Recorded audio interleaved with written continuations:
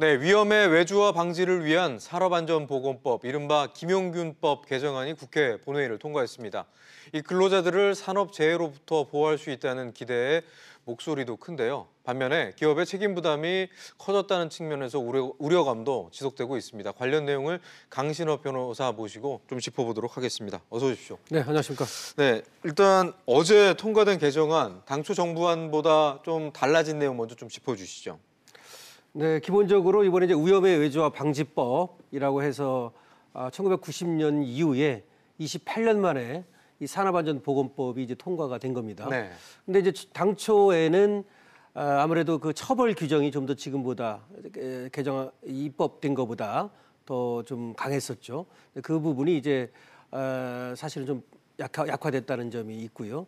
그 다음에 또 원청의 책임 범위 여기를 어떻게 할 것인가 네. 이 부분에 대해서 어떤 얘기가 나오는 거냐면 이 도급 금지 제한 그러니까 네. 위험이라든지 또 유해한 것을 도급을 하지 못하도록 했는데 그럼에도 불구하고 저번에 이제 9.2억 스크린도어 사건 있지 않습니까? 네. 김군이 사망한 사건 그리고 이번에 이제 김용규 씨 사망한 사건 이런 어떤 수리 정비 업무라든가 이번에 이제 컨베이어 벨트 같은 그런 어떤 업무 아닙니까? 네. 이런 업무는 사실은 여기에 들어가지 않았다. 이런 이제 비판이 나오고 있는 겁니다. 예. 그러니까 사실은 위험하고 유해한 이런 업무를 도급을 하지 못하도록 또는 이제 하청에 재하청을 하지 못하도록 네. 이렇게 했음에도 불구하고 이 범위가 생각했던 것보다 처음 나왔던 것보다 줄어들었다 이거 하고요. 네. 그다음에 아까 얘기했듯이 처벌 범위가 좀 축소됐다 네. 이런 비판이 나오고 있는 거죠. 네, 그러면 뭐 재계의 어떤 주장이 좀 일정 부분 반영됐다라고 해석할 수 있을 텐데요. 네.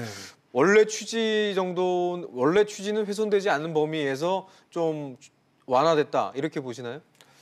원래 취지는 그래도 많이 살아있다고는 봅니다. 네. 기본적으로 이 법이 가지는 어떤 의미는 뭐냐면 이번에도 이 노동자를 갖다가 노무를 제공하는 자 네. 이렇게 이제 범위를 확대했거든요.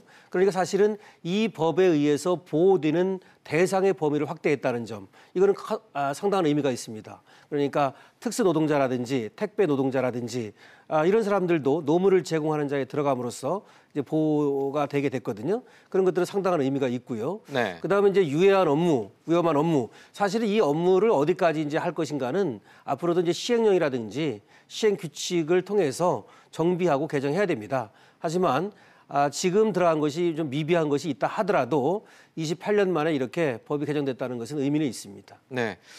뭐 여야가 뭐 이 부분에 대해서 입법 취지 자체는 뭐 공감했을 거고 또 네. 여론을 뭐 감안했을 때 사실 야권에서도 사실 강하게 반발하기는 좀 힘들었는데 어쨌든 나름 좀 진통을 겪었잖아요. 관련해서 최근에 뭐 좀 다른 얘기지만 이 조국 수석의 어떤 그 국회 출석과 관련해서 뭐 맞바꿨다라는 표현도 나오던데 이 해석은 좀 어떻게 보세요? 원래는 이 법이 이제 정부안으로 지난달 초에 나왔던 겁니다. 그러다가 이제 김용희 씨 사망 사건을 계기로 이제 급물살을 타게 됐죠. 그래서 19일 날 이제 상정이 됐어요.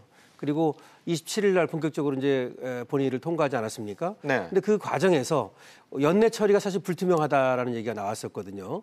특히 이제 자유한국당이 조국 수석의 국회 운영위원회 출석 이거와 연계를 시키면서 말이죠.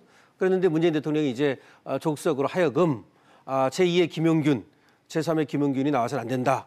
그래서 연내 처리를 해야 된다라고 하는 강력한 의지를 이제 피력하면서 그래서 국회 운영위원회에 출석하라라고 지시를 했죠. 네. 31일 날 이제 출석하기로 했습니다.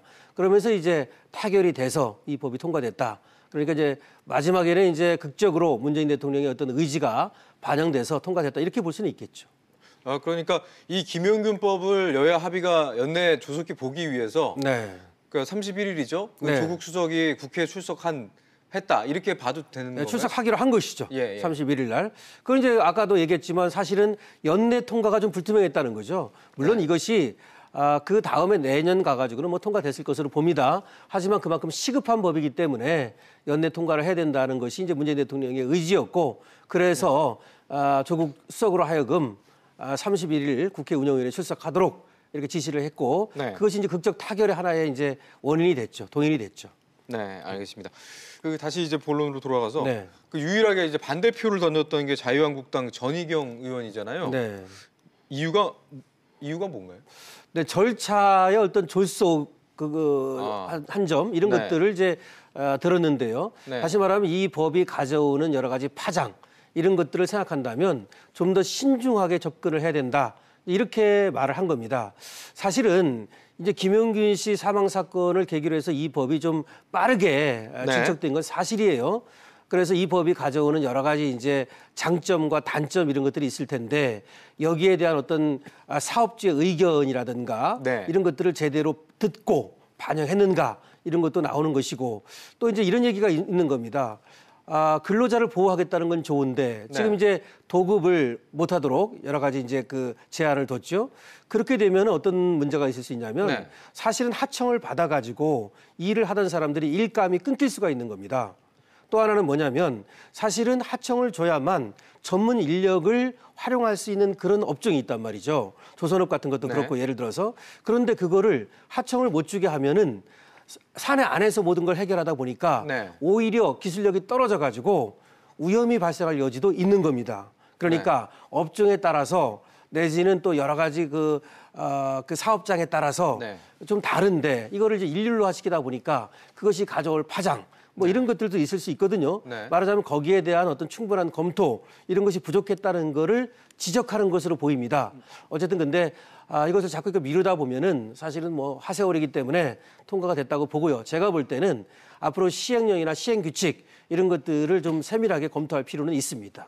네, 그 방금 말씀해주신 내용 중에서 지금 이제 위험한 작업을 하청 주던 거를 이제 사내 도급을 금지한 그렇죠. 부분이잖아요. 네. 이 사내 도급이라는 건 결국 이제 그동안 그러니까 원청자의 작업장 내에서 하던 작업을 이제 금지시켰다는 건데 그렇죠. 도급을 그래도 일감이 이렇게 우려하신 대로 좀 줄어들 수 있는 우려가 있는 건가요? 그렇죠. 사내 도급만 한정하더라도? 사내 도급만 한정한다 하더라도 과거에는 그 작업장에 와가지고 일을 했다는 거 아닙니까? 근데 그거를 이제 금지한다 하더라도 아무래도 그 내부 안에서 이제 해결을 해야 되니까 외부로는 일감이 덜 나가고 그 안에서 물론 이런 건 있겠죠. 그렇게 되면 원청에서 근로자를 더 많이 채용한다든지 뭐 그럴 수는 있을 겁니다. 근데 거기에 대해서는 지금 사업주들이 비용 어떤 부담을 갖다가 지금 토로하고 있거든요. 네. 근데 그렇기 때문에 사실 인력은 채용을 많이 하지 않고 그다음에 또 사내 도급도 금지하고 그러면 오히려 위험의 외주화는 안 됐지만 네. 위험의 내주화가 될 가능성이 있는 거죠. 그런 거에 대해서는 좀 이제 세밀하게 살필 필요가 있습니다. 네. 뭐 당초 정부 안보다는 재계 입장이 다소 반영된 측면이 있다고 말씀을 드렸지만 그래도 여전히 재계에서는 이번에 이제 통과된 법에 대해서 드러내지는 못하지만 불만이 좀 여전히 있는 것 같은데요. 주로 어떤 부분일까요? 그겁니다. 사실은 법이라고 하는 것은 불가능한 것을 강요할 수 없다. 이것이 법의 원칙입니다. 근데 지금 사업주는 뭐라고 말하는 거냐면 그 사업주의 사업장 안에서는 얼마든지 관리 감독을 할 수 있지만 지금 이 법이 사업주의 사업장이 아니라 하더라도 사업주가 지정한 또는 네. 사업주가 지시한 어떤 그런 사업장까지도 책임을 지라는 거 아닙니까? 네. 그랬을 때 과연 거기까지 관리를 할 수 있겠는가? 그것은 불가능한 것을 하라고 얘기하는 것이 아니냐? 네. 뭐 이렇게 얘기하는 측면이 하나 있는 것이고요.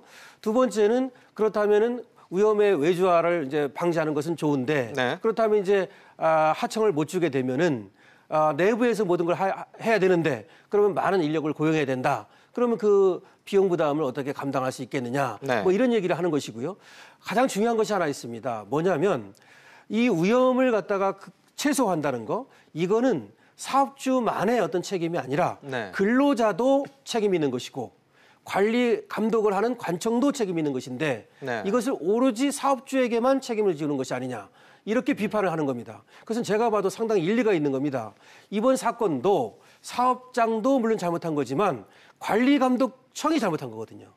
다시 말해서 관리감독을 제대로 해서 그런 일이 없도록 했어야 함에도 불구하고 관리감독 제대로 안 해놓고서 사고가 터지니까 사업주 니들이 다 책임져라. 그러면 안 되는 것이죠. 그러니까 근로자도 그 어떤 사고 일어나지 않도록 해야 되는 것이고 관리감독도 마찬가지고 사업주도 마찬가지고 그러니까 제 말씀은 예방이 중요하다는 거죠. 근데 여기는 처벌에 지금 중점을 뒀기 때문에 그렇다면은 근로자는 사업하다가 다 감방 가라는 얘기 아니냐, 감옥 가라는 얘기 아니냐 이렇게 반발할 수 있는 것이기 때문에 네. 그거는 또 상당히 일리가 있는 얘기다. 그러니까 제 말씀은 사업주도 상당한 책임을 져야 되고 관리 감독을 잘해야 되지만 그것은 삼자 그러니까 근로자와 사업주와 관리감독청 여기가 어떤 혼연일체가 돼가지고 노력을 해야 된다 이렇게 얘기할 수 있는 거죠. 네.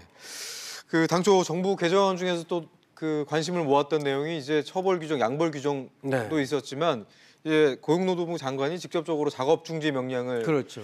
할 수 있다라는 부분이 이제 신설되는 부분이 있었는데 이 부분은 향후 실제 적용 과정에서 어떤 좀 논란거리가 나올 수 있다고 보시나요? 글쎄 그 작업 중지 명령이라고 하는 것이 이제 근로자가 위험할 때 작업을 중지할 수 있도록 하는 것인데요.